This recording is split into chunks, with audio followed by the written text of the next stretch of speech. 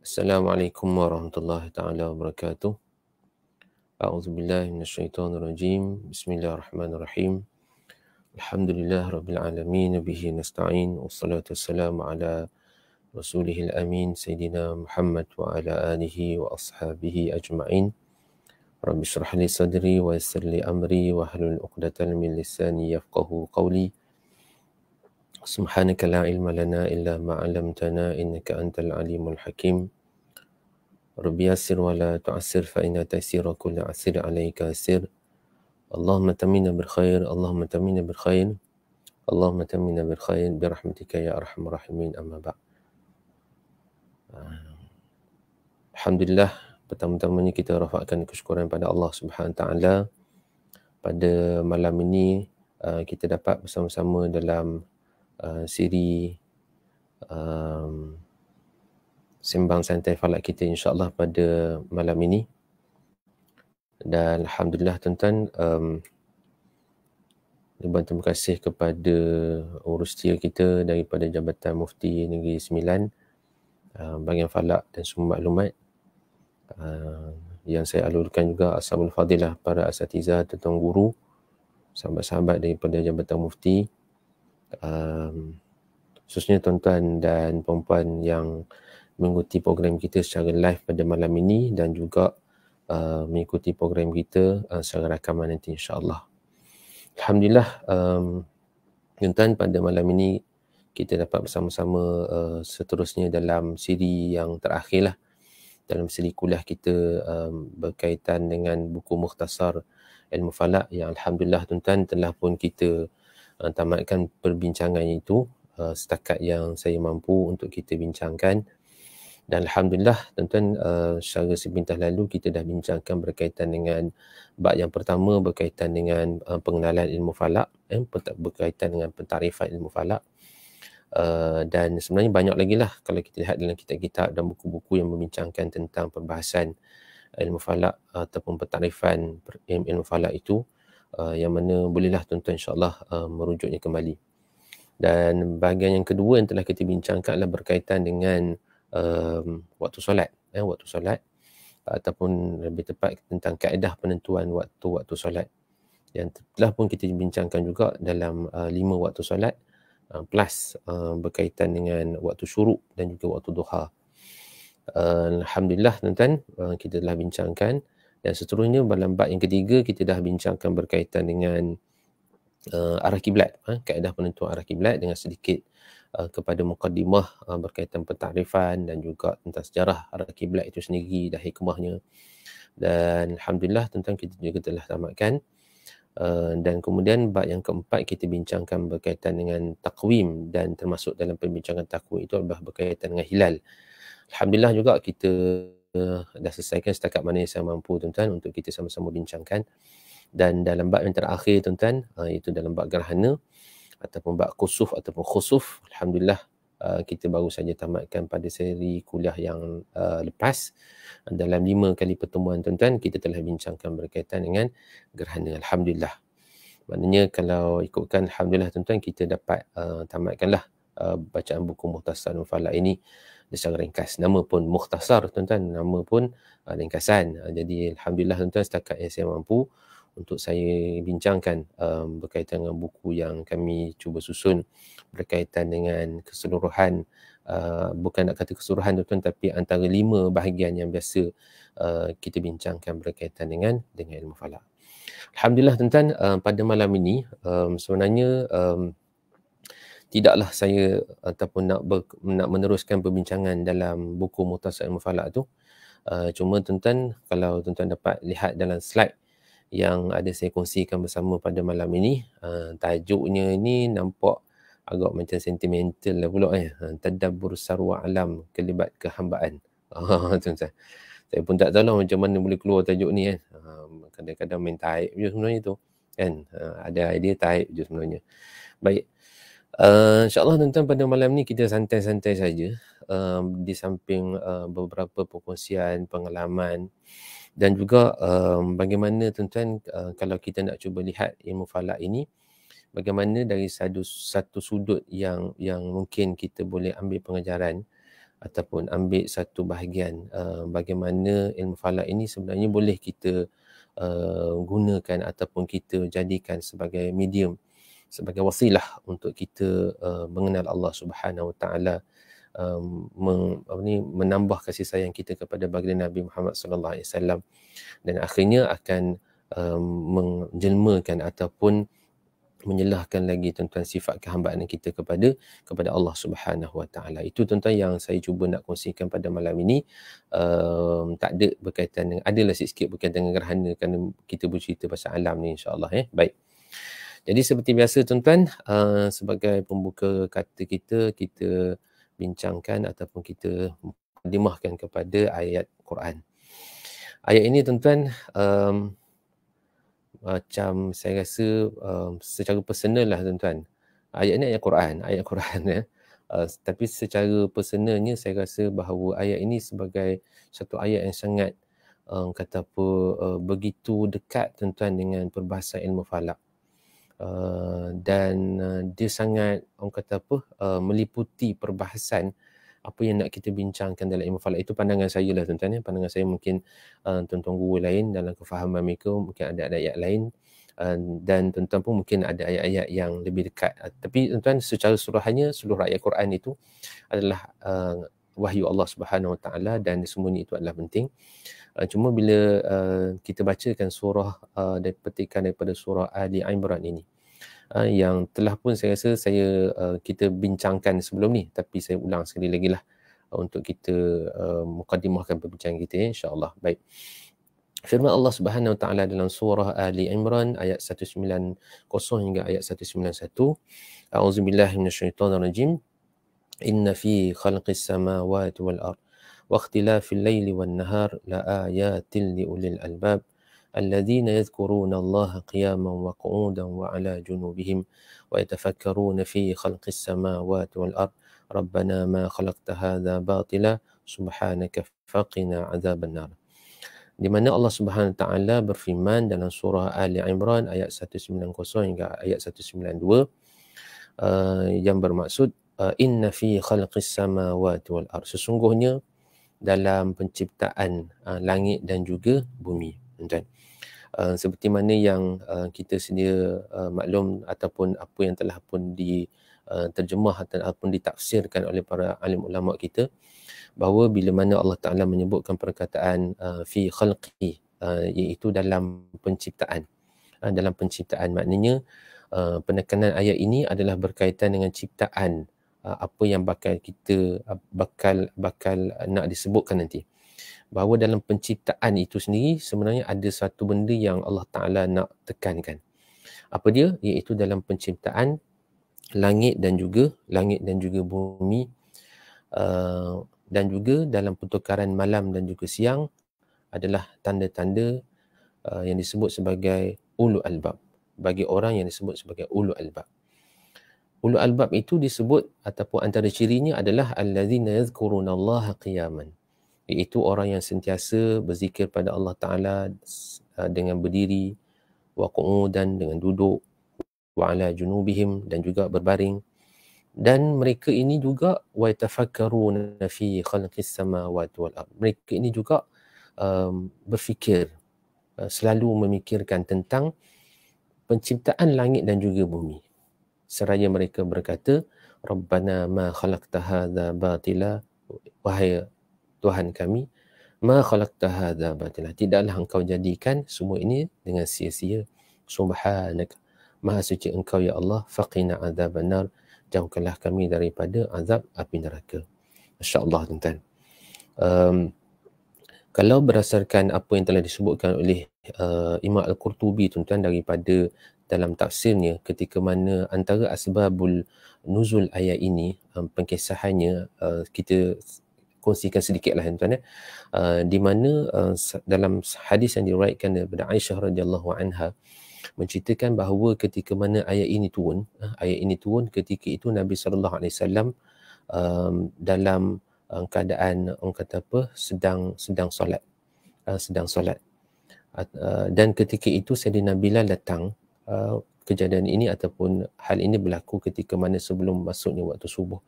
Sayyidina Bilal datang untuk azan. Maka ketika itu Sayyidina Bilal lihat baginda Nabi SAW ketika itu dalam keadaan menangis. Baginda Nabi SAW dalam keadaan menangis.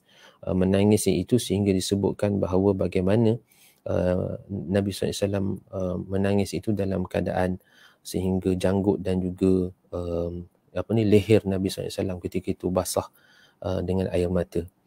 Lalu ketika itu Sayyidina Bilal bertanya kepada baginda Nabi SAW, kenapa wahai Rasulullah engkau menangis sedangkan engkau manusia yang maksum, yang tidak ada dosa, tidak ada dosa, dan segala dosa apa yang engkau akan ataupun telah lakukan, kalau sekiranya ada pun, Allah Ta'ala telah pun akan ampunkan. Allah Ta'ala telah ampunkan. Maka ketika itu tuan-tuan, dalam hadis yang saya rasa cukup masyhur juga untuk kita tuan-tuan pun biasa dengar, di mana Nabi SAW menyebutkan, ya Bilal, afala akuna abdan syakura. Wahai Bilal, adakah tidak boleh aku menjadi hamba yang bersyukur. Cuma tuan-tuan dalam hadis ini atau dalam riwayat ini ada tambahannya, iaitu di mana Nabi SAW menyebutkan afala akuna abdan syakura walaqad anzalallahu alayya laylata ayah. Dan sesungguhnya Allah Ta'ala telah menurunkan kepada aku pada malam ini ayat apa? Inna fi khalqis samawati wal ard wa ikhtilafil layli wan nahar la ayatin li ulil albab. Itulah ayat yang turun, iaitu menceritakan tentang bahawa sesungguhnya dalam penciptaan langit dan juga bumi, dalam pertukaran malam dan juga siang, ada tanda-tanda kebesaran Allah Ta'ala bagi orang yang disebut sebagai ulul albab. Lalu Nabi SAW bersabda, summa qala wailun liman qara'aha wa lam yatafakkar fiha. Orang kata apa? Rugilah, rugilah liman qara'aha, bagi orang yang membaca ayat ini, yang membaca ayat ini, inna fi khalqis samawati wal ard wa ikhtilafil laili wan nahar la ayatin li ulil albab. Wail, bahasa lembut kita terjemah sebagai rugilah, wail liman qara'aha, siapa yang membaca ayat ini, walam yatafakkar fiha, tetapi tidak memikirkan tentang ayat ataupun tentang maksud ayat ini. Maknanya tuan-tuan, daripada ayat ini suatu mesej yang besar yang Allah Ta'ala nak sampaikan kepada kita. Wallahu ta'ala alam, Allah Ta'ala lah lebih tahu. Tapi kalau berdasarkan kepada hadis Nabi SAW ini, bahawa dalam ayat 190 ini sebenarnya ada satu mesej yang sangat besar, iaitu tentang dalam penciptaan langit dan juga bumi, malam dan juga siang, ini adalah tanda-tanda bagi orang yang disebut sebagai ulul albab. Tuan-tuan, kalau tuan-tuan dapat lihat slide yang saya kongsikan bersama, tuan-tuan dapat lihat gambaran slide ini mencerita ataupun tuan-tuan dapat lihat bagaimana langit yang dilatari dengan juga galaksi Bima Sakti, dengan bintang-bintang yang bertaburan di langit itu. Yang mana tuan-tuan, apa yang dapat kita lihat pada malam berkaitan dengan bintang, dengan planet-planet. Dan kita sendiri maklum ataupun kita sama-sama tahu tuan-tuan, bagi tuan-tuan yang dah lama mengaji tentang falak ini, ataupun paling sekurang-kurangnya pun bila kita belajar sains di sekolah, kita tahu bahawa dalam solar system kita ini ada planet-planet yang ada orbit-orbitnya yang bergerak dalam orbitnya yang telah ditentukan, dalam jarak yang telah pun ditentukan, ada jarak terdekat, ada jarak terjauh, dan ada putaran masa yang telah pun ditetapkan. Maka di situ tuan-tuan, tentu sekali lah bahawa dalam penciptaan apa yang ada dekat langit itu dan juga apa yang ada dekat bumi ini, semuanya itu tentulah menunjukkan bahawa adanya pencipta. Secara mudahnya tuan-tuan, dalam gambaran yang tuan-tuan dapat lihat dalam slide ini, kalau tuan-tuan rasa kecil boleh tengok, boleh besarkan dalam komputer lah kot. Dalam gambaran tu, yang gambar tengah tu tuan-tuan, yang gambar tengah tu apa dia tu? Itu sebenarnya highway tu. Saya rasa ni highway dekat China, ada satu lokasi dekat China tu, nak tunjukkan betapa banyaknya lane di highway tu kan. nak bayar tol kot waktu ni kan, nak bayar tol. Dan kalau kita dapat lihat bahawa bagaimana kenderaan tersebut dia bergerak dalam lane yang telah pun ditetapkan dengan menaiki kereta masing-masing. Masing-masing masuk lane masing-masing dan kemudian masuk dalam laluan dan kemudian bayar dan kemudian dia berjalan. Kemudian dia berjalan. Baik. Apa yang saya cuba nak kongsikan, satu kata apa, analogi sajalah tuan. Maknanya kalau kita dapat lihat di sini bagaimana perjalanan sebuah kereta yang melalui lane ataupun laluan yang telah pun ditetapkan. Dia tak masuk dalam lane orang lain, dia berjalan ketika mana dia tak berlanggar di antara satu sama lain. Tentu sekalilah kita yang berfikiran dengan akal yang sihat dan juga waras menyatakan bahawa tentu sekali kereta ini ada pemandunya. Ada orang yang membawanya. Dia tak boleh bergerak sendiri tanpa ada pemandunya ataupun mungkin dikawal oleh seseorang daripada jarak jauh dan sebagainya, tetapi mesti ada orang yang mengawalnya sehingga menyebabkan kereta itu berjalan dengan had laju yang telah pun ditetapkan melalui lorong yang telah pun ditetapkan. Tak logik dengan akal yang sihat untuk menyatakan bahawa kereta itu berjalan dengan sendiri. Itu yang pertama. Yang kedua tuan-tuan, gambaran dekat sebelah ni. Ini lagi kecil tuan-tuan. Ini sebenarnya tin-tin besi-besi dan sebagainya. Ini sebenarnya sebelah ni tuan-tuan, gambar ini tuan-tuan. Ini gambar ni. Gambar bagaimana tin-tin ini kemudian dibentuk menjadi seekor kura-kura gergasi. Kura-kura gergasi ini cerita dekat Indonesia, kalau tak silap tuan-tuan, saya ambil gambar ni. Tapi nak tunjukkan bagaimana adakah mungkin kalau kita kata besi, wire-wire yang berselerak ini, dia kemudian lama-lama kita tinggalkan dalam sebulan, 2 bulan, tiba-tiba dia jadi seekor kura-kura. Daripada besi, daripada wire yang berselerak ni tuan-tuan. Kemudian dia menjadi seekor kura-kura dengan sendiri. Tentu sekalilah tuan-tuan, akal yang sihat, akal yang waras tidak akan menerima penjelasan tersebut kecuali kita mesti menyatakan bahawa ada seseorang, ada orang ataupun ada individu, ada kumpulan yang mengumpulkan besi-besi ini, yang menyusun dawai-dawai ini dan kemudian membentuk sebuah kura-kura gergasi. Itu sebagai satu contoh tuan-tuan. Jadi kalau kita melihat kepada alam ini yang mana Allah Ta'ala telah jadikan dalam bentuk yang begitu teratur, dalam bentuk yang teratur, dan kalau tuan-tuan dapat lihat sejak kita kecil sampai ke besar tuan-tuan, di mana kedudukan bintang-bintang itu, kedudukan bintang-bintang yang berada di langit kita itu dalam kedudukan yang kita kata yang dalam kedudukan yang sama. Dia tidak berubah, ada perubahan tapi mengambil masa yang lama lah.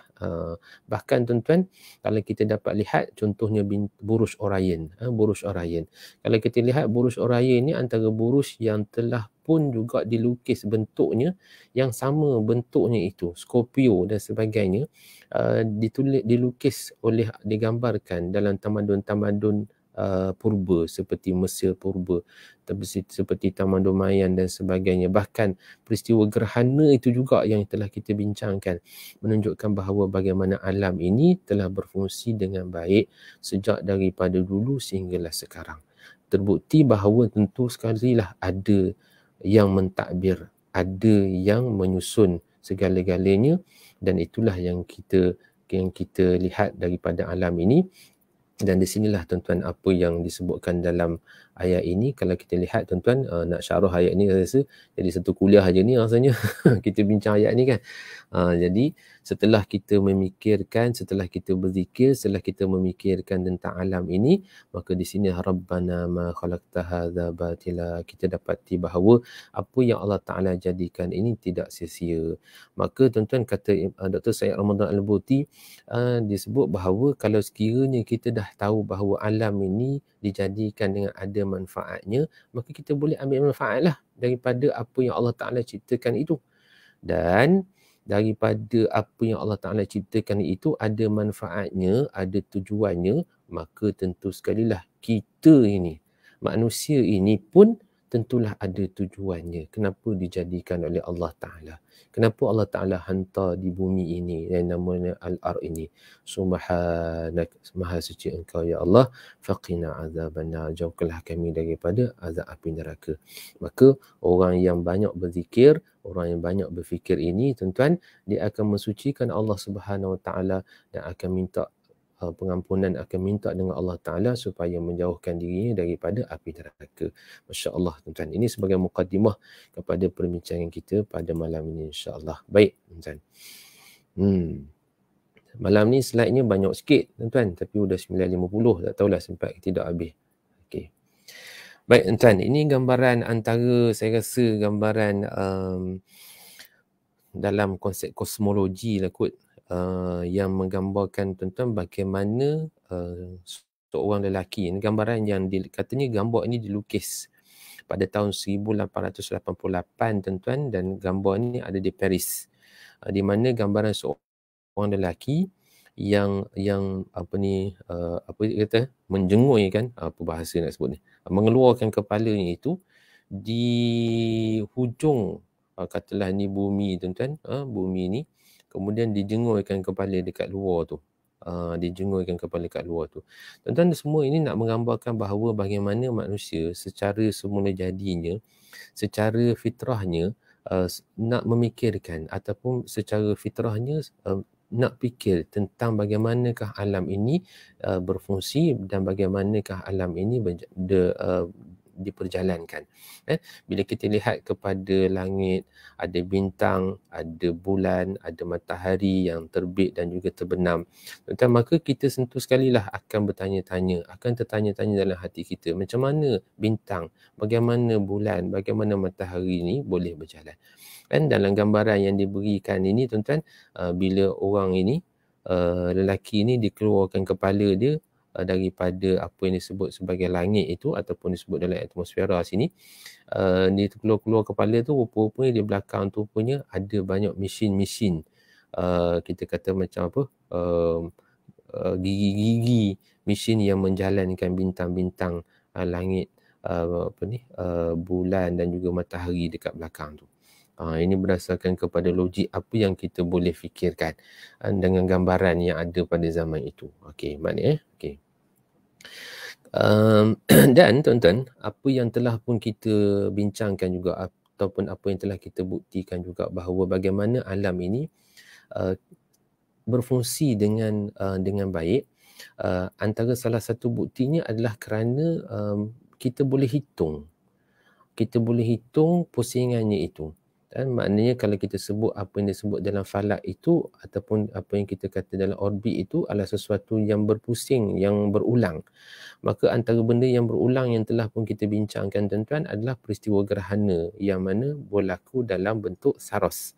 Kiraan saros itu berlaku dalam pusingan 18 tahun 11 hari 8 jam. Ini mengikut tahun tropika ataupun tahun Masihi.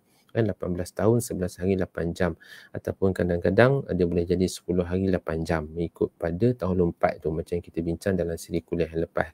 Dan maknanya tuan-tuan, berdasarkan kepada kiraan ini membuktikan bahawa gerhana itu berlaku kembali setelah 18 tahun 11 hari 8 jam. Dia berlaku balik. Membuktikan bahawa alam ini berfungsi dalam bentuk sistem. Maknanya Allah Subhanahu Wa Ta'ala yang menjadikan alam ini bukan setakat mampu menjadikannya, bahkan mampu untuk mentadbirnya sehingga boleh bergerak dalam bentuk yang sangat sistematik. Masya Allah, tuan-tuan. Buktinya bila kita kira dalam bentuk gerhana ini ataupun bila kita kira kejadian gerhana dalam kiraan saros ini, kita dapati bahawa kejadian gerhana itu berulang kembali dalam tempoh yang lama, itu 18 tahun 11 hari 8 jam ni. Dan kita pun dah kongsikan bersama-sama dalam beberapa tahun yang lain. Contoh dalam bulan sinodik, dalam bulan anomali drakonik, tahun gerhana dan tahun hijri ni. Okey, ini sebagai satu contoh. Dan juga tuan-tuan, yang kita dapat lihat pada setiap bulan ataupun setiap tahun, iaitu bagaimana bulan ini berfungsi ataupun bergerak mengelilingi bumi. Bulan bergerak mengelilingi bumi. Dalam masa yang sama, bulan dan juga bumi mengelilingi matahari. Dalam tempoh hari yang telah pun kita sama-sama maklum, iaitu 365.242.191 hari, di mana bumi dan juga matahari mengelilingi bumi dan juga bulan mengelilingi matahari. Dan hal ini telah menyebabkan berlakunya musim, dan musim itu pun kita dapati bahawa ia berlaku secara ulangan. Ada musim sejuk, kalau kata musim bulan 3, musim bunga, kemudian lepas musim bunga datang musim panas, lepas musim panas datang musim gugur, lepas datang musim gugur datang musim sejuk, dan ulangan balik. Itulah yang berulang-ulang berlaku, tuan-tuan. Jadi ini membuktikan bahawa bagaimana Allah Subhanahu Wa Taala yang menjadikan alam ini dengan begitu sempurna, masya-Allah, tuan-tuan. Maka di situlah Allah Ta'ala telah menjadikan alam ini sebagai salah satu daripada tanda-tanda kebesaran Allah Subhanahu Wa Ta'ala. Baik, tuan-tuan. Okey. Samalah juga, tuan-tuan, kalau kaji tentang kedudukan ataupun bagaimana galaksi Bima Sakti kita ini, dan bagaimana bumi kita berputar di atas paksinya itu, dan juga bumi kita mengelilingi matahari, dan juga solar system kita pula berpusing mengelilingi Bima Sakti dan sebagainya. Semua itu membuktikan bahawa adanya yang mentadbir alam ini dengan begitu sistematik, iaitu Allah Subhanahu Wa Ta'ala. Baik, tuan-tuan. Okey. Dan baru nak masuk sikit, tuan-tuan, dalam kedudukan ilmu falak ini. Dan antara salah satu daripada jalan tadabbur untuk kita melihat pada tadabbur alam ini, untuk kita renung alam ni, tuan-tuan, dan daripada renungan kita tadabbur ataupun kita merenung alam ini, antara jalannya adalah, ataupun ilmu yang menjadi jalan untuk kita mentadabbur alam ni, antaranya adalah ilmu falak. Nak pergi sini lah sebenarnya, adalah ilmu falak.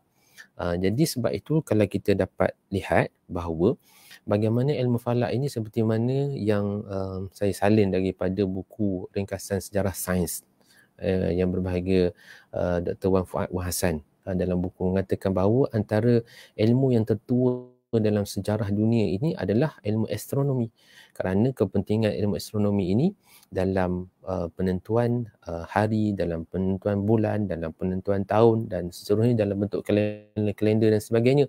Masya-Allah, kan? Jadi ini nak menunjukkan bahawa antara cabang ilmu sains yang tertua dalam sejarah dunia adalah ilmu falak ataupun ilmu astronomi. Baik, itu apa yang disebut. Cuma, tuan-tuan, saya nak highlightkan juga apa yang disebutkan oleh Al-Battani. Ini satu quote yang sangat menarik, saya kira. Disebutkan bahawa ilmu falak ini telah dalam Al-Battani ini, beliau telah membahagikan, saya rasa, manfaat ataupun faedah ilmu falak ini kepada dua. Yang pertama, kita dapati bahawa itu untuk manfaat bagi kita memahami alam ini, untuk manfaat kehidupan kita, iaitu kita boleh menyiapkan takwim, kita boleh kenal pasti putaran masa dengan tepat, kita boleh, daripada situ kita boleh buat jam dan sebagainya. Kemudian kita tahu tentang perubahan musim-musim, kita boleh kenal pasti tentang waktu, berapa hari siang, berapa hari malam, ataupun berapa jam siang, berapa jam malam, dan kadang-kadang kita boleh pula menjangkakan lokasi berlaku gerhana dan sebagainya, dan kita boleh mencerap pergerakan planet dan orbitnya dan sebagainya. Dan ini semua kita boleh manfaatkan untuk kehidupan kita. Dengan memahami perjalanan alam ini, dengan memahami perjalanan planet-planet, dengan memahami perjalanan bulan matahari ini, kita akan dapat memahami, kita dapat memanfaatkan semua itu untuk kehidupan kita. Masya Allah. Jadi inilah yang kita bentuk, yang ilmu falak lahirkan dalam bentuk takwim. Takwim, kalau takwim moden pada hari ini, biasanya ada hari, ada bulan, ada tahun, kan? Dan dalam takwim-takwim yang lebih detail sikit, dikeluarkan pula ada takwim berkaitan dengan musim. Dan Alhamdulillah, jabatan-jabatan mufti ataupun kebanyakan majlis agama mengeluarkan takwim sekali dengan takwim hijri, takwim masih, ada gabungan di antara qamariyah dan juga ada syamsiah, kan? Masya-Allah.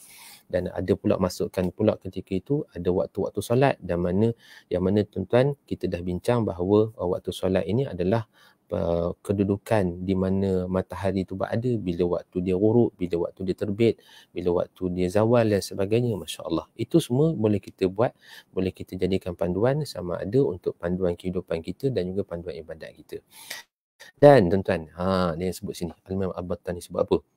Namun yang lebih penting ialah semua kajian dan dapatan ilmu falak akan memimpin kita dalam menemui bukti dan fakta keagungan, kebijaksanaan dan kudrah yang Maha Pencipta Subhanahu wa Ta'ala. Ni tuan-tuan. Maknanya the final kata apa? Objektif lah, kita kata dah kita bawa, kita dah tahu tentang manfaat alam itu. Adakah setakat itu saja? Dalam Islam, ilmu falak ini dia tak habis setakat itu saja. Kita tak habis bincang tentang manfaat alam. Kita tak bincang secara kita bukan bincang sekadar bilakah katalah syafaah menghilang pada kedudukan contoh 18 darjah di bawah ufuk. Apa yang dimaksud dengan syafaq merah, syafaq putih, syafaq hitam dan sebagainya. Adakah setakat itu saja kajiannya? Tidak. Semua itu apa yang kita nak bawa adalah kepada suatu kesedaran tentang keagungan, kebijaksanaan dan kudrah Allah Subhanahu wa Ta'ala. Itu yang nak kita bawa sebenarnya dalam ilmu falak ini, insya-Allah. Baik. Dan tuan-tuan, satu benda yang sangat menarik untuk kita sama-sama lihat ialah bagaimana tuan-tuan dalam perkembangan sejarah Islam, bahawa bagaimana dalam nak memahami ilmu falak itu, maka tak boleh tidak sebenarnya kita ataupun dalam sejarah Islam telah menunjukkan bahawa dia punya perpindahan ilmu itu bukan setakat ilmu falak, tetapi ada ilmu-ilmu lain juga. Di mana dalam sejarah Islam, kalau kita dapat lihat khususnya pada zaman Khilafah Abbasiyah, di mana penguasaan falak itu dia sekali dengan penguasaan ilmu-ilmu yang dibandel ataupun dibawa sekali daripada tamadun-tamadun yang sebelum itu. Tamadun-tamadun sebelum itu, daripada tamadun Greeknya, daripada tamadun Yunani, antaranya tamadun Yunani, tamadun Cina dan sebagainya. Baik. Dan tuan-tuan, bagaimana antara sebab kenapa umat Islam ni menguasai ilmu falak, apa yang telah pun ditulis oleh tokoh-tokoh ilmuwan kita, antaranya disebutnya ada 3, iaitu kerana suruhan agama, seperti mana yang telah kita sebutkan tadi, kerana dalam Islam, dalam Quran, dalam hadis Nabi sallallahu alaihi wasallam suruh kita memerhatikan kepada kejadian langit, suruh kita memerhatikan kepada kejadian bumi ini, suruh kita memerhatikan tentang nujum, bintang, suruh kita memerhatikan tentang kejadian syams, matahari, al-qamar dan sebagainya. Semua itu disuruh kita perhatikan. Maka itu adalah suruhan agama. Jadi sebab itu ilmu falak ini dapat satu kedudukan yang sangat istimewa dalam Islam kerana ada suruhan agama itu. Yang kedua, kerana pelaksanaan, kepentingannya dalam pelaksanaan ibadah. Maknanya kalau kita lihat tuan-tuan, daripada rukun Islam itu tuan-tuan, boleh kata hampir keseluruhannya berkaitan dengan ilmu falaknya, berkaitan dengan solatnya, berkaitan dengan puasanya, berkaitan dengan hajinya, berkaitan dengan zakatnya. Maka semuanya itu ada tempoh, ada masa, ada muaqqat, itu ada disebut sebagai ada tempoh-tempoh waktu yang ditetapkan. Maka semuanya itu tentang perlu kepada penetapan waktu, penetapan masa, bulan apa dan sebagainya. Maka dia perlu kepada ilmu falak. Maka di sinilah antara yang kedua, keperluan untuk kita umat Islam tuan-tuan mempelajari ilmu falak itu ataupun menguasai ilmu falak itu adalah untuk menyelesaikan isu-isu berkaitan dengan ibadah. Termasuk juga dalam membicarakan tentang masalah kiblat, arah hadap kiblat itu. Yang ketiga, keperluan dalam kehidupan. Seperti mana yang kita sebutkan tadi, bagaimana dalam memahami ilmu falak ini maka kita boleh menyusun takwim. Takwim adalah satu keperluan dalam kehidupan dan boleh katakan bahawa dalam tamadun-tamadun dunia semuanya ada takwim. Sama ada takwim yang boleh digunakan dalam bentuk yang kita kata universal, ataupun takwim yang digunakan oleh masyarakat itu sendiri. Ada yang menggunakan matahari, ada yang menggunakan bulan, ada yang menggunakan hybrid, guna dua-dua sekali, kalau guna matahari dan juga bulan, ada yang menggunakan takwim bintang dan sebagainya. Jadi tuan-tuan, ini antara dan dalam Islam takwim yang kita gunakan adalah takwim yang melibatkan ataupun yang apa yang disebut sebagai sistem takwim qamariyah. Ataupun hari ini kita sebut sebagai takwim hijrah, yang menjadi rujukan utama kita dalam persoalan ibadat. Maka tuan-tuan, ini antara tiga sebab kenapa umat Islam menguasai ilmu falak. Dan dalam gambaran ini yang saya kongsikan bersama di slide ini, tuan-tuan dapati bahawa bagaimana waktu golden age, waktu zaman keemasan Islam, iaitu suatu zaman yang kalau kita baca tu, saya pun akhir-akhir ni minat sungguh, kata minat sungguh lah, tapi minat lah untuk melihat balik, untuk membaca tentang zaman-zaman keemasan Islam ni, yang zaman waktu di Baghdad, di Cordoba, zaman Turki Uthmaniyah dan sebagainya. Kita dapati bahawa zaman ini adalah zaman keemasan Islam dari sudut ketamadunan itu, dari sudut keilmuannya itu. Walaupun adalah dia punya tergeliat dekat sana sini dan sebagainya, dari sudut politik dan sebagainya, tapi dari sudut perkembangan ilmu, perkembangan teknologi dan sebagainya, tidak merencatkan. Bahkan kita lihat berpindah daripada satu tempat ke tempat. Kalau kita lihat daripada bila zaman khilafah di Baghdad jatuh, maka disambut di Andalusia. Daripada Andalusia jatuh, kemudian disambut oleh Turki Uthmaniyah. Okay. Dan di sini tuan-tuan dapat kita lihat bahawa, contoh dalam gambar inilah tuan-tuan dapat lihat bagaimana meriahnya suasana keilmuan yang ada pada zaman keemasan Islam itu. Dan ini antara benda yang telah pun disebut oleh para pengkaji-pengkaji dalam sejarah Islam, bahawa bagaimana zaman golden age ataupun zaman keemasan Islam ini adalah di mana semua umat Islam itu ataupun ilmu itu dianggap sesuatu benda yang sangat penting. Ilmu itu dianggap sesuatu benda yang sangat penting. Kalau tuan-tuan dapat lihat dalam gambar ini, wallahu alam tuan-tuan, saya mohon maaf lah kerana kalau kita kata dalam ilmu hadis tu nak tengok dia punya mana sumbernya, siapa perawi dan sebagainya, tapi gambar ni dapat kita lihatlah gambaran yang kita boleh dapat lihat bagaimana suasana masyarakat ketika itu, kan. Tuan-tuan dapat lihat ada yang sibuk dengan memilih buku. Dan yang dekat bawah ni tuan-tuan, yang dekat bawah ni ada yang ada yang pegang astrolabe, ada yang pegang alat ukur, ada yang menceritakan tentang bincang tentang globe bumi, ada yang berbincang tentang dekat belakang ni ada yang alat-alat muzik dan sebagainya, alat-alat tenunan yang menghasilkan kain-kain dan sebagainya. Jadi ada orang yang baca kitab di sini, dan ini menggambarkan bahawa bagaimana kesepaduan ilmu yang ada pada zaman keemasan Islam itu. Sebab itu tuan-tuan, kalau kita lihat bahawa dalam buku yang ditulis oleh Dr. Raghib As-Sirjani, dalam buku tajuk ni tuan-tuan, Sumbangan Peradaban Islam pada Dunia, ada dalam simpanan saya ni, disebutkan bahawa nak mengkaji tentang sumbangan Islam pada peradaban dunia ni bukan satu benda kecil, kerana dia lebih kurang dalam 14 kurun merangkumi semua aspek kehidupan. Maka di situlah tuan-tuan sumbangan Islam ketika itu, sumbangan ataupun sumbangan tamadun Islam ketika itu, dan termasuklah ilmu falak. Dan tuan-tuan, sepaling ataupun apa yang boleh saya kongsikan, apa yang telah ditulis oleh pengkaji-pengkaji khususnya dalam kajian-kajian ilmu falak, mengatakan bahawa umat Islam menguasai ilmu falak ini selama lebih kurang dalam 700 tahun. 700 tahun tuan-tuan, bukannya 10 tahun, bukan 20 tahun lah, 700 tahun. Kan, kalau kita boleh compare, kita boleh bandingkan dengan bagaimana tamadun-tamadun moden yang ada pada hari ini tuan-tuan, tak sampai lagi kot rasanya 700 tahun menguasai ilmu falak ni. Tetapi umat Islam satu ketika dulu telah menguasai ilmu falak ini selama 700 tahun. 700 tahun. Dan tuan-tuan, dalam gambar-gambar ini yang saya yakin tuan-tuan biasa lihat gambar-gambar ini, dan gambar ini pun ditempik dekat Muhtasar Ilmu Falak tu, insya-Allah tuan-tuan, gambar yang cukup menarik. Lihat bagaimana perbincangan telah dilakukan oleh ilmu Islam, berbincang tentang astrolabe, tentang robot, ni ada lagi robot, ada globe, ada jam dan sebagainya, kan, dalam gambar ni. Dan dalam gambar ni tuan-tuan, pun menarik juga tuan-tuan, menarik juga.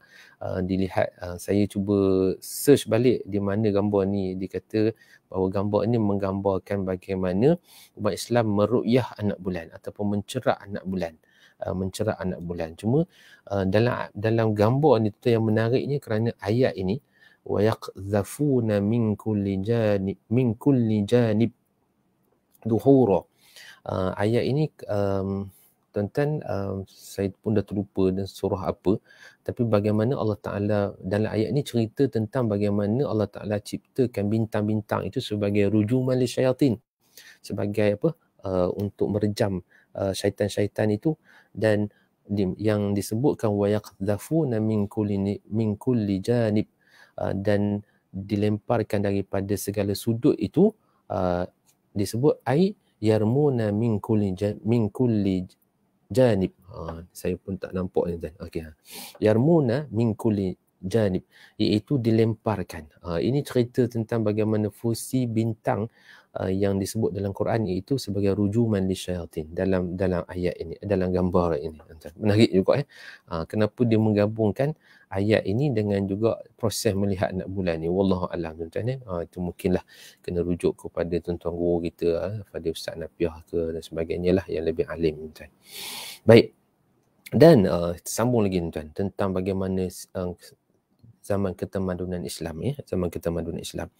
Bagaimana ketika mana di Baghdad antara kata apa, peninggalan ataupun institusi yang diwujudkan untuk melonjakkan lagi keilmuan itu, dan termasuklah antara salah satunya ilmu falak itu adalah diwujudkan Baitul Hikmah. Ini nak menunjukkan kepada kita bahawa untuk melonjakkan sesuatu ilmu tu dia tak boleh secara one man show je lah, individu tak boleh tuan.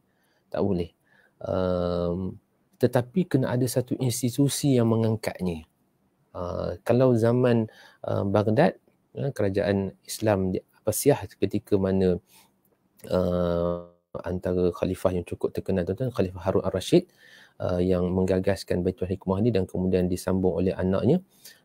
Kemudian tuan-tuan, kita dapat lihat bagaimana Baitul Hikmah yang diwujudkan ketika itu telah menempatkan 4 juta judul kitab tuan-tuan. Masya Allah, 4 juta judul kitab. Yang mana boleh kita gambarkan tuan-tuan bagaimana zaman itu adalah zaman di mana buku itu bukan dicetak lagi tuan-tuan, tetapi ditulis. Sebab itu tuan-tuan, para khalifah ketika itu, kerana ada sokongan dari istana. Ini antara sebab tuan-tuan, bagaimana budaya keilmuan itu boleh naik, dan termasuklah budaya ataupun ilmu falak itu boleh naik. Antara adalah kerana banyak buku-buku yang disediakan di Baitul Hikmah itu sebagai tempat yang menjadi, orang kata apa, sarang istilah kot, sarang kepada para ilmuwan-ilmuwan yang top ni, yang kita kata kalau istilah hari ni kita kata dengan Profesor Emeritusnya, Profesor Ulungnya dan sebagainya. Ini semua mereka ni berada di Baitul Hikmah, dan buku-buku ini menjadi rujukan dan menjadi perbahasan mereka. Tuan-tuan dapat lihat dalam gambaran ini, dapat kita lihat bahawa budaya berbincang tentang ilmu, konsep munazarah, mereka berbincang, bertukar-tukar fikiran berkaitan dengan ilmu ni menjadi suatu budaya yang sangat hebat. Dan dengan kitab-kitab yang begitu banyak, sokongan dari istana, dikatakan tuan-tuan bahawa kalau sekiranya seorang yang bekerja di Baitul Hikmah ketika itu, gaji seorang ilmuwan itu bersamaan lebih kurang dalam 500 dinar. 500 dinar ni lebih kurang tuan-tuan, apa yang saya dapat maklumat dalam buku, iaitu lebih kurang dalam ukurannya 2 kilogram emas tuan-tuan. Tuan-tuan boleh bayang 2 kilogram emas, bukan 200 gram tuan-tuan, 2 kilogram. 2 kilogram emas. Masya Allah tuan-tuan. Jadi nak mengatakan bahawa bagaimana ketika itu ilmuwan itu dimuliakan. Dan di Baitul Hikmah ni ketika itu ada balai cerak yang telah dibina, iaitu disebut sebagai balai cerak Syamsiah. Boleh cerak syamsiah itu di Baitul Hikmah. Dan tuan-tuan bagaimana khalifah dalam gambar kat bawah tu tuan-tuan dapat lihat bagaimana khalifah ketika itu, Khalifah Al-Ma'mun, saya nak sebut Khalifah Al-Ma'mun tadi terlupa nama, anak kepada Khalifah Harun Ar-Rasyid kan. Khalifah Al-Ma'mun ketika itu sangat meminati, sangat mencintai ilmu, sehingga beliau sendiri bukan sahaja tuan-tuan kata pergi membeli buku-buku, bahkan telah mendapatkan buku-buku daripada negara-negara yang kadang-kadang yang ditakluk dan mereka membayar ufti tuan-tuan dalam bentuk buku. Bahkan ada juga negara-negara yang memberikan hadiah kepada Khalifah Al-Ma'mun, menghadiahkan buku. Masya Allah. Jadi ini nak menunjukkan kepada kita bahawa bagaimana istana ketika itu menjadi sumber kepada ilmu itu. Menjadi sumber kepada ilmu. Bahkan Khalifah sendiri memanggil para ilmuwan untuk berbincang di hadapan beliau, membincangkan tentang ilmu dan sebagainya. Masya Allah. Itu Baitul Hikmah. Baik. Kemudian Cordoba. Cordoba juga menjadi suatu pusat keilmuan ketika mana dalam hampir lebih kurang samalah ketika mana di Abbasiyah ketika itu, di Cordoba ataupun hari ini kita sebut sebagai di Sepanyol lah, di Cordoba tu. Walaupun tuan-tuan kita tengok dia punya judul buku tu lebih kurang dalam 400 buah buku di mana di Universiti Cordoba tu disebut bahawa ada 400,000 buah buku tuan-tuan, yang ketika itu kalau dibandingkan dengan perpustakaan-perpustakaan yang kalau katalah ada di Eropah dan sebagainya, jauh sangatlah dia punya bilangan buku tu kan, dengan katalognya lebih kurang 44 jilid dengan 500 orang pustakawan dan ada 70 perpustakaan, dan termasuklah di dalam istana pun ada tuan-tuan perpustakaan itu. Dan dalam masa yang sama tuan-tuan di Cairo ada lebih kurang 1.1 juta jilid tentang buku. Masya Allah tuan-tuan. Ini apa yang saya dapat daripada syarahan yang telah diberikan oleh Tan Sri Dr. Zulkifli berkaitan dengan Taman Andalusia. Baik tuan-tuan. Jadi nak sebutkan di sini bahawa bagaimana keilmuan institusi yang diwujudkan untuk melonjakkan lagi ilmu falak tersebut. Okey. Dan tuan-tuan nak sebutkan juga bagaimana individu-individu yang berpengaruh, individu-individu berpengaruh yang berupaya untuk melonjakkan ilmu falak ini, antaranya Ulugh Beg. Ulugh Beg ini saya rasa tuan-tuan yang biasa berbincang tentang ilmu falak ni, Ulugh Beg ni antara individu yang memang ataupun nama yang memang tak boleh lekang lah daripada sejarah ilmu falak, terutama bagi kita di Nusantara. Kenapa? Kerana Ziz Ulugh Beg ini antara Ziz yang cukup terkenal dan telah sampai ke tanah Melayu. Apa yang telah pun saya kongsikan bersama dalam siri kuliah yang lepas, di mana Ziz Ulugh Beg ini telah diterjemahkan ataupun telah digunakan oleh Tuan Guru Haji Mansur Betawi dalam pengiraan kitab Sulam An-Nayyiraini, untuk pengiraan gerhana dan juga gerhana bulan, gerhana matahari dan juga pengiraan awal bulan. Ini Ulugh Beg. Yang baik. Dan antara jasa beliau itu beliau telah menghasilkan antaranya tuan-tuan menggagaskan ataupun telah menubuhkan madrasah Ulugh Beg. Madrasah Ulugh Beg ni tuan-tuan mempunyai sejarah yang cukup hebat, dan tuan-tuan kalau pergi ke Samarkand pada hari ini tuan-tuan, kita boleh lihat lagi bangunan itu dengan kata madrasah Ulugh Beg. Nama madrasah tuan-tuan, kalau kita madrasah di Malaysia ni sekolah lah, tapi bukan madrasah itu maksudnya. Madrasah ini adalah jamiah, standard universiti sebenarnya ni. Dan keunikan madrasah yang telah ditubuhkan oleh Sultan Ulugh Beg yang ketika itu menjadi sultan ialah kerana madrasah Ulugh Beg ini dia menekankan kepada ilmu matematik dan juga ilmu falak. Ilmu matematik dan juga ilmu falak. Dua ilmu berbanding dengan madrasah-madrasah lain yang mementingkan ilmu-ilmu berkaitan ilmu-ilmu agama dan sebagainya, ilmu-ilmu yang ada hubung kait terus dengan Islam, seperti fiqh, tafsir dan sebagainya. Tetapi di madrasah Ulugh Beg ni antara ilmu yang ditekankan adalah ilmu berkaitan falak dan juga matematik. Dan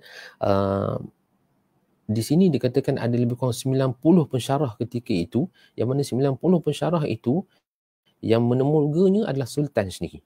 Tuan-tuan boleh bayang tuan-tuan, Sultan sendiri yang temuduga pensyarah tu, maknanya kalau nak ikutkan yang betul-betul layak lah kot, yang betul-betul capai tahap itulah, baru boleh masuk sebagai pensyarah di universiti ataupun di Madrasah Ulugh Beg ini. Dan tuan-tuan, di sini apa yang tuan-tuan dapat lihat, gambaran ataupun gambar Balai Cerah Ulugh Beg. Balai Cerah Ulugh Beg yang menempatkan tuan-tuan di sini ni, kalau kita dapat lihat adalah sexton ataupun kita kata apa, sudus. Disebut nama terkenalnya Sexton Al-Fakhri. Tinggi bangunan ni tuan-tuan sekali dengan sexton ini lebih kurang dalam 3 tingkat bangunan.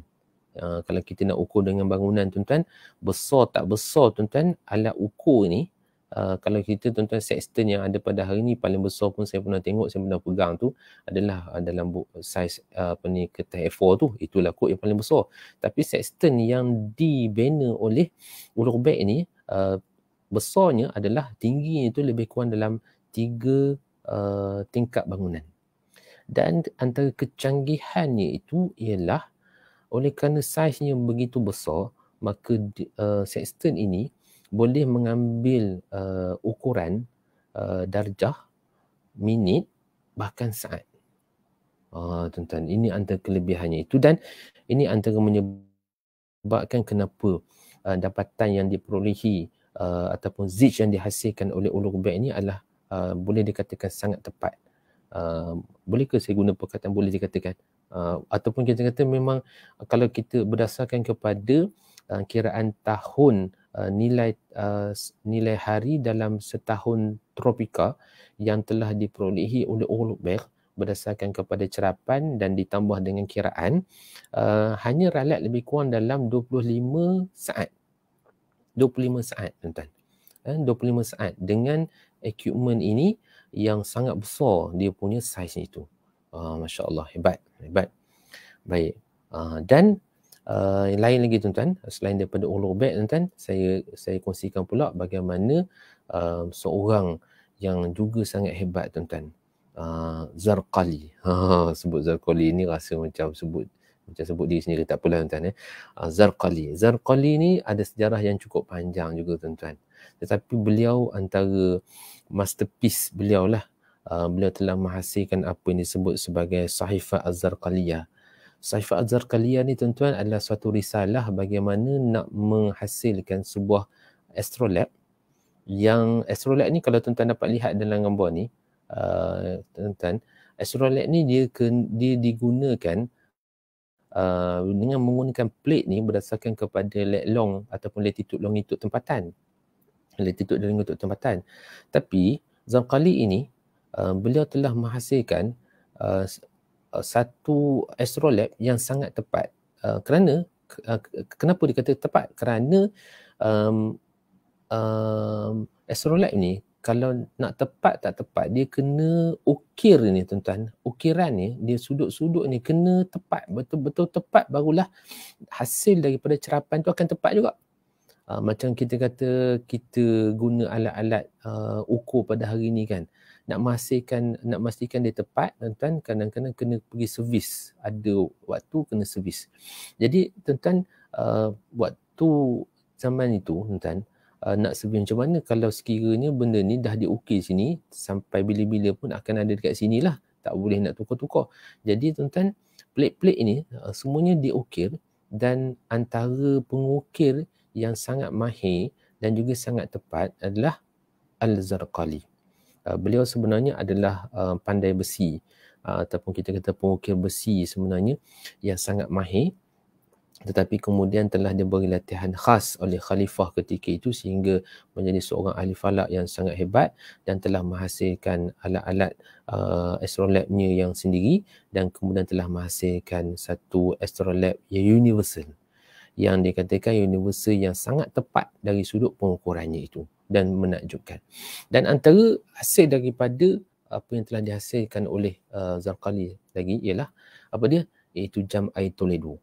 Jam air Toledo ni tuan-tuan, satu jam yang bukan saja menunjukkan waktu, bahkan menunjukkan juga fasa bulan. Ini bukan gambar jam Toledo ni tuan-tuan, kerana saya cuba cari, memang wallahu alam tak jumpa tapi nak menunjukkan ada jam. Jam ni konsep dia jam air, dia menggunakan jam air. Dan jam air ni tuan-tuan telah pun dapat pada Raja Alfonso ketika mana kejatuhan kerajaan Andalusia. Kemudian jam itu telah diminta untuk dilerai-leraikan untuk diketahui macam mana dianya berfungsi. Tapi sayangnya tuan-tuan, tuan-tuan, akhirnya berjayalah dilerai-leraikan, cabut satu-satu. Tapi kemudian nak pasang balik tak boleh. Nak pasang balik tak boleh. Mereka tak tahu nak pasang macam mana. Lainnya tuan-tuan, jam air ni hanya tinggal dalam bentuk sejarah saja. Fizikalnya dah tak nampak. Ini tuan-tuan dihasilkan oleh Zarqali. Masya Allah. Tuan-tuan. Baik. Dan tuan-tuan, ni contoh terakhir ni, ini mungkin ada unsur-unsur pengaruh daripada filem juga ni. Tengok TV banyak ni kan. Ini tuan-tuan, saya tengok dalam TV lah, ada satu cerita pasal Ertugrul. Ertugrul ni tuan-tuan, dia kata datuk nenek moyang kepada Muhammad Al-Fatih lah, ataupun tok kepada Ottoman. Ataupun ayah kepada Ottoman, pengasas kepada kerajaan Ottomaniyah. Dan dalam cerita tersebut ada satu peristiwa, satu dialog tuan-tuan yang sangat menarik perhatian saya ketika melihat ni. Kerana tuan-tuan, disebutkan dalam cerita itu bagaimana Ibnu Arabi ini, saya tak pasti dari sudut kesahihan sejarahnya tuan-tuan, tapi dalam filem ini ataupun dalam drama ini, dia kata pun dia merujuk kepada fakta sejarahnya, yang mana Ibnu Arabi tuan-tuan telah memang ada menulis sebuah buku namanya Mawaqi'un Nujum. Dan tuan-tuan, dalam filem ini yang menariknya, ketika mana ada seorang yang beragama Kristian nak membeli buku yang disebut sebagai Mawaqi'un Nujum itu, dan Ibnu Arabi tanya, kenapa kamu nak beli buku Mawaqi'un Nujum ini? Maka dia kata bahawa kerana aku nak menilik nak meramalkan masa-masa depan ni nanti. Maka ketika itu tuan-tuan, dipendekkan cerita bahawa Ibnu Arabi ni kata apa? Ini bahasa orang putih ni tuan-tuan. The book you took just now is only a drop from the ocean called Quran. Masya Allah tuan. Ini saya tak pasti sama ada ini dialog sebenar ataupun dialog yang diolah sehingga membentuk. Tapi saya rasa sangat menarik lah. Kerana apa dia kata apa? Ini kitab Mawaqi'un Nujum ini yang menceritakan tentang lokasi-lokasi di mana bintang-bintang itu berada, itu hanyalah only a drop, adalah setitik sahaja daripada lautan ilmu dalam Quran. Masya Allah. Maknanya apa yang saya nak kongsikan di sini, bahawa bagaimana di samping kita melihat ayatul manzur, kalau tuan-tuan masih ingat apa yang disebut oleh Dr. Irfan itu kan, dalam kuliah berkaitan tadabbur ayat-ayat kauniyah itu kan, ada ayatul manzur, ayat yang dilihat, langit, bintang dan sebagainya. Ada ayatul manzur, ada ayatul makruh, ayat yang dibaca. Maka tuan-tuan, apa yang dalam dialog ni lah nak menyatakan bahawa bagaimana kalau kita boleh gabungkan di antara ayatul manzur, ayatul makruh, maka tuan-tuan, Masya Allah, di situlah kita akan dapat rahsia-rahsia tentang perjalanan alam ini yang Allah Ta'ala telah rakamkan, sama ada dalam Quran dan juga dalam alam yang Allah Ta'ala ciptakan ini. Baik tuan-tuan. Jadi itu sekali imbas tuan-tuan tentang perjalanan falak dalam tamadun Islam. Baik tuan-tuan. Okey, ada sikit lagi. Ada lagi tuan-tuan. Dan tuan-tuan kita dapat lihat bahawa bagaimana ketika zaman ketamadunan Islam, ahli-ahli falak yang kelas pertama tuan-tuan, mereka ini telah ditugaskan ataupun diberi jawatan sebagai muwaqid, yang mereka ini bertugas di masjid-masjid untuk menentukan waktu. Mereka ini adalah tokoh-tokoh ataupun pakar-pakar ataupun ilmu-ilmu falak yang kelas pertama tuan-tuan. bukan grade bawah ni, bukan grade 41, grade 44 ni tuan-tuan. Ini semua geng jusa semua ni. Ibnu Shatir, Jamaluddin Al-Mardini, Sibit Al-Mardini tuan-tuan, semua ahli-ahli falak yang cukup hebat ni tuan-tuan. Nama-nama mereka ni tuan-tuan, mereka ni bertugas untuk menjaga waktu dengan menggunakan mizwalah ataupun jam matahari tuan-tuan. Dan sebab itulah antara tempat ataupun antara benda yang kalau boleh lah bila kita pergi ke luar negara, kita pergi ke Turki, Morocco dan sebagainya, ini antara negara-negara yang kaya, yang ada banyak mizwalah ataupun jam matahari tuan-tuan, yang telah dihasilkan pada zaman dulu. Jadi tugas mereka tuan-tuan mengukur waktu, dan mereka akan beritahu kepada muazzin bila nak azan untuk menentukan masuknya waktu solat. Baik. Jadi tuan-tuan dapat kita lihat bahawa bagaimana gabungan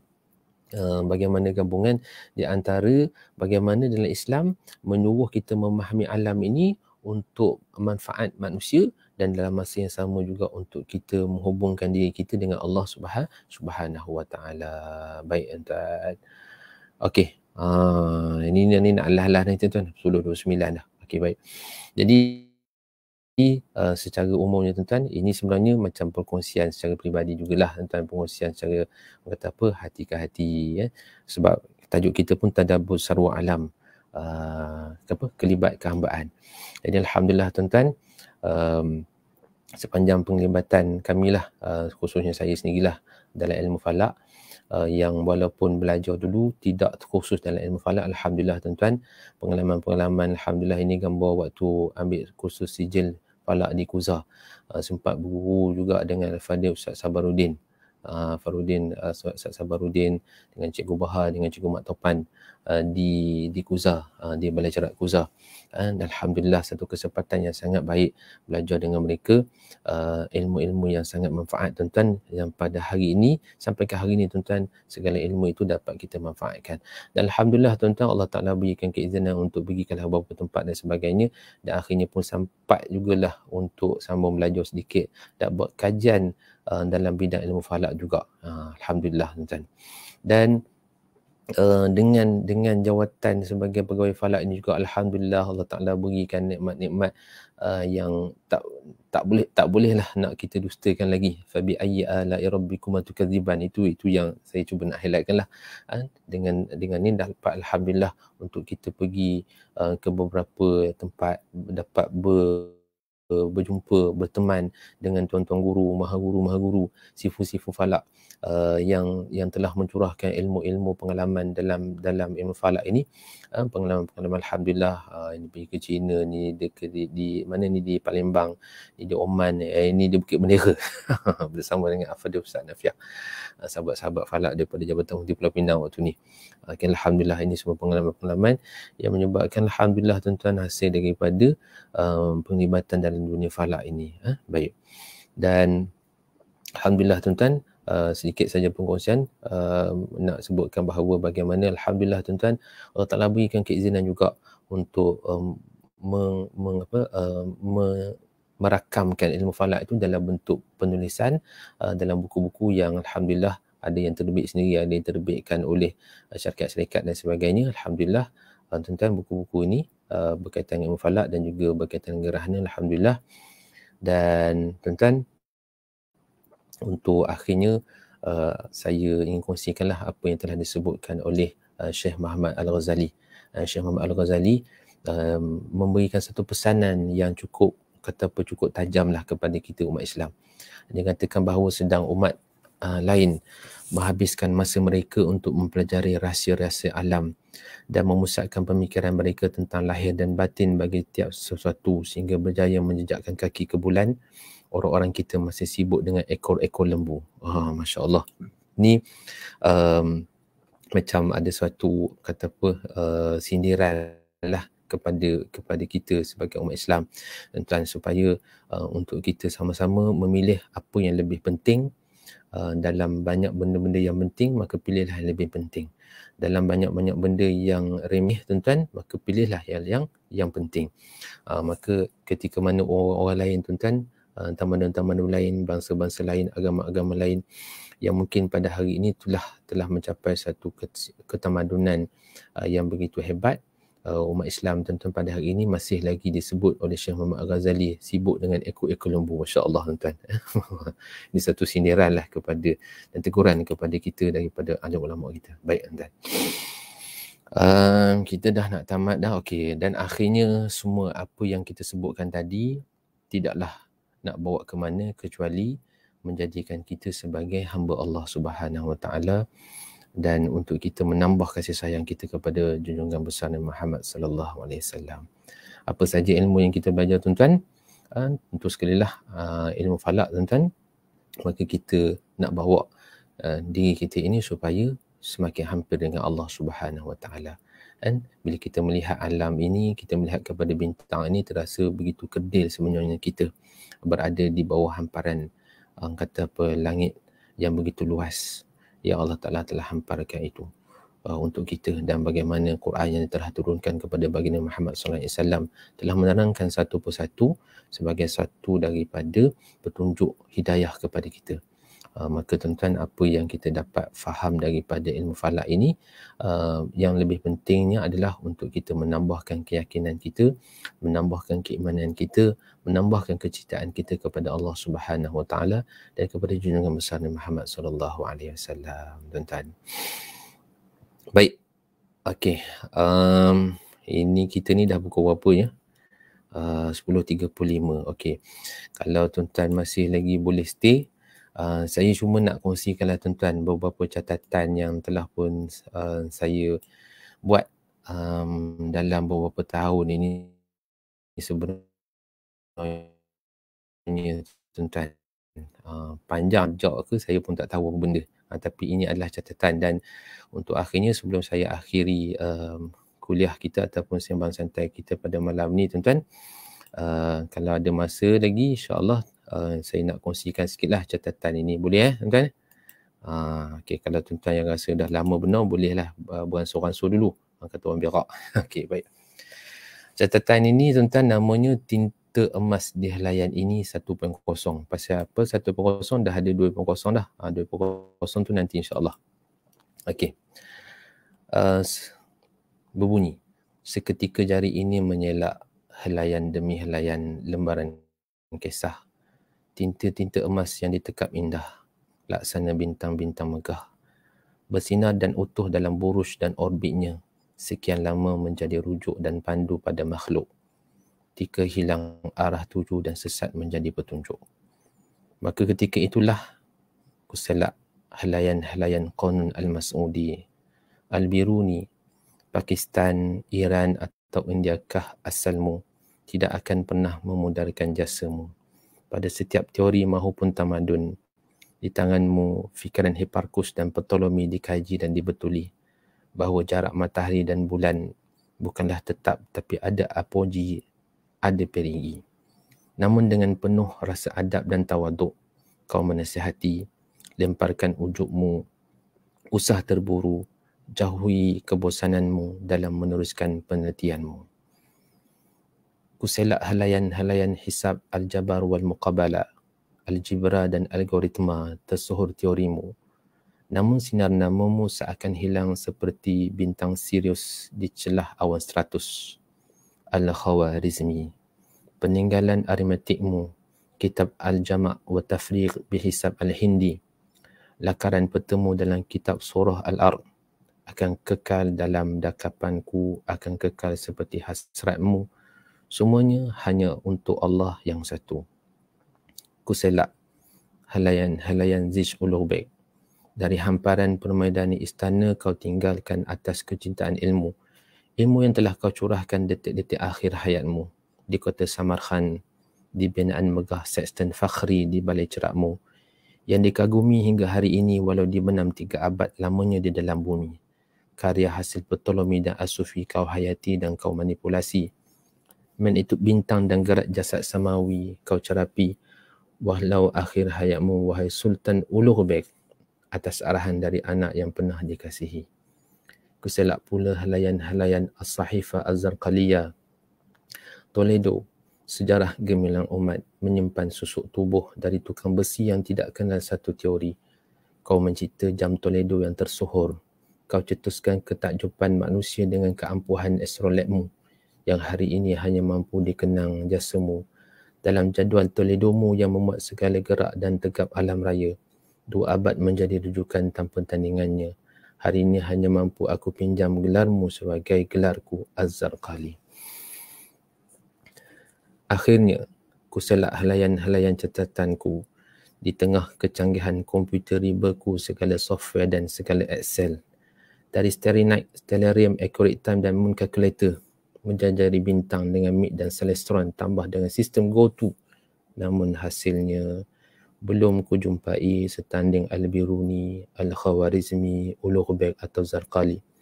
Jauh sekali untuk ku gapai sejauh bintang Alpha Centauri atau jauh-jauh lagi ke hujung alam yang infinity. Namun yang aku doakan sekali lagi, agar sekurang-kurangnya akhirnya kutemui Rabbu Izzati dalam tinta emas di helaian-helaian ini. Amin ya Rabbal Alamin. Baik tuan, itulah kod catatan yang telah diperap hampir dekat 10 tahun tuan-tuan. Saya pun tak tahu apa benda catatan ni sajak ke puisi, tapi itulah catatannya tuan-tuan, insyaAllah. Baik. Alhamdulillah tuan-tuan, kita dah capai ke hujung kita punya perbincangan berkaitan dengan Mukhtasar Ilmu Falak. Terima kasih tuan-tuan. Khususnya lah untuk kuliah terakhir ni, saya ingin rakamkan terima kasih kepada sahabat saya, guru saya juga, Al-Fadhil Ustaz Rashidi daripada Jabatan Mufti Negeri Sembilan, dan terkhusus juga lah daripada Sahabat Bersama Datuk Mufti Negeri Sembilan, Datuk Mak Yusof, atas keizinan untuk saya bersama-sama dengan tuan-tuan dan perempuan sekalian dalam sembang santai Ilmu Falak ini, dan keseluruhanlah tim daripada bahagian Falak dan semua maklumat Jabatan Mufti Negeri Sembilan, Al-Fadhil Ustaz Samsul, Fadil Ustaz Khairul, dan semualah sekali lah yang daripada Jabatan Mufti Negeri Sembilan kerana mengizinkan saya untuk bersama-sama berkongsi perbahasan ataupun idea maklumat-maklumat dalam perbahasan Ilmu Falak ini. Dan juga tuan-tuan, kepada tuan-tuan, khususkan juga saya nak sebutkan kepada sahabat-sahabat dari Jabatan Mufti Negeri Perak, khususnya Fadil Ustaz Amri yang sentiasa share program-program Falak dalam Facebook Jabatan Mufti Negeri Perak, dan juga sahabat-sahabat lain lah yang mengikuti program kita, yang sudi setiap malam tuan-tuan bersama-sama untuk menemani kami tuan-tuan dalam program Sembang Santai Falak ini. Dan juga saya kena sebut bahawa bagaimana semangat-semangat yang telah diberikan oleh guru-guru Falak yang menjadi guru kita tuan-tuan, Fadil Ustaz Hanafiah, Cikgu Bahar, Cikgu Mat Topan, Fadil Ustaz Sabaruddin, dan profesor-profesor kita yang berada di universiti, Prof. Datuk Zamri, Dr. Halim dan sebagainya, semua yang telah pun memberikan ilmu, mencurahkan ilmu dan sikit sebanyak apa yang saya kongsikan, moga-moga manfaat tuan-tuan kepada kita semua. Dan insyaAllah tuan-tuan doakanlah supaya Ilmu Falak ini menariknya adalah kerana kita boleh menyumbang dalam pelbagai sudut.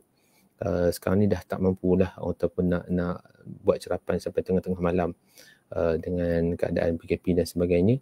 Dan doalah moga-moga tuan-tuan ada hasil-hasil penulisan barulah yang bakal nak dihasilkan, insya-Allah. Moga-moga tuan-tuan dapat menjadi realisasi lah. Baik. Jadi saya rasa setakat tu sajalah untuk kita pada malam ni. Dan tuan-tuan okey, ni sahabat kita, saya sambung minggu lalu gerhana matahari, orang tak sempat lah tuan-tuan. Tak ada cerita pasal gerhana dah lah. Mungkin nanti insyaAllah Mas Joko, Sifu Syarim boleh bagi respon lah kot tentang kejadian gerhana di US. Okey, Fadil Ustaz Usni, ya, ini kuliah terakhir lah. Kuliah terakhir. Dalam tajuk Mukhtasar Ilmu Falak pun dah tamat dah minggu lepas. Malam ni kita sembang-sembang sajalah. Terima kasih sahabat saya daripada Brunei, Tuan Haji Azhari, terima kasih banyak. Ustaz Khairul, boleh sambung minggu depan. Itu bos dah bagi green light, dia kata okeylah, boleh sambung dengan orang lain. Mas Joko, Ustaz nak minta pandangan mengapa kebanyakan umat Islam mengapa kebanyakan umat Islam sekarang kurang berminat untuk belajar astronomi yang lebih luas selain ilmu falak syar'i? Adakah disebabkan ilmu falak syar'i lebih praktikal realistik? Wallahu alam lah ya Mas Teguh.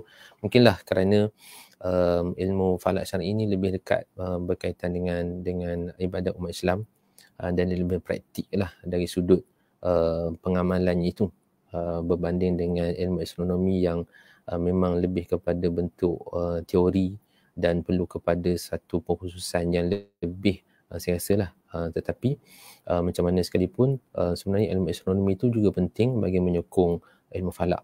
Ilmu falak, kajian-kajian berkaitan dengan yang berdasarkan kepada fizik, berdasarkan kepada astrometri dan sebagainya. Itulah ilmu-ilmu yang banyak menyokong dari sudut praktiknya ilmu falak. Wallahu a'lam, itu saya ikut saya punya komen. Okey, lagi next boleh buku rahsia gahana. Relax dulu kot Ustaz Karul. Relax dulu kot insyaAllah. Kita rest dulu lah bagi laluan kepada tuan-tuan guru lain insyaAllah. Okey. Okey. Ustaz nak tengok puisi. Itu puisi ke apa tadi Ustaz Karul? Sini bukan puisi kot. Itu sembang-sembang je. Tak apalah, nanti saya bagi pada Ustaz Khairul insyaAllah. Okey, baik. Terima kasih banyak Ustaz Karul yang selalu share, yang selalu kongsikan berkaitan dengan program Sembang Santai Falak kita insyaAllah. Baik, tuan-tuan, saya rasa cukup setakat itu untuk kita bincang-bincangkan insyaAllah. Tuan, terima kasih banyak yang sentiasa bersama-sama dengan kita. Tuan Haji Zahari, terima kasih banyak bersama-sama dengan kita pada malam ni dan saban kata minggu juga dapat bersama-sama. Alhamdulillah, insyaAllah. Ada rezeki tuan-tuan, kita jumpa lagi lah dalam siri-siri yang akan datang, tajuk yang berbeza, dengan situasi yang berbeza, dengan mood yang berbeza juga insyaAllah tuan-tuan. Jadi saya ucapkan terima kasih sekali lagi. Mohon maaf tuan-tuan kalau sekiranya ada kesilapan, kesalahan sepanjang saya bersama-sama dengan tuan-tuan dalam program Sembang Santai Falak. Dalam buku Mukhtasar Ilmu Falak ini, saya mohon maaf, dan kesilapan-kesilapan yang ada dalam buku Mukhtasar Ilmu Falak itu tolong betulkan dan dapat disebarluaskanlah kepada masyarakat kalau sekiranya ada manfaatnya insya-Allah. Wallahu taala alam. Aqulu qali hadza wa astaghfirullahal azim. Assalamualaikum warahmatullahi taala wabarakatuh.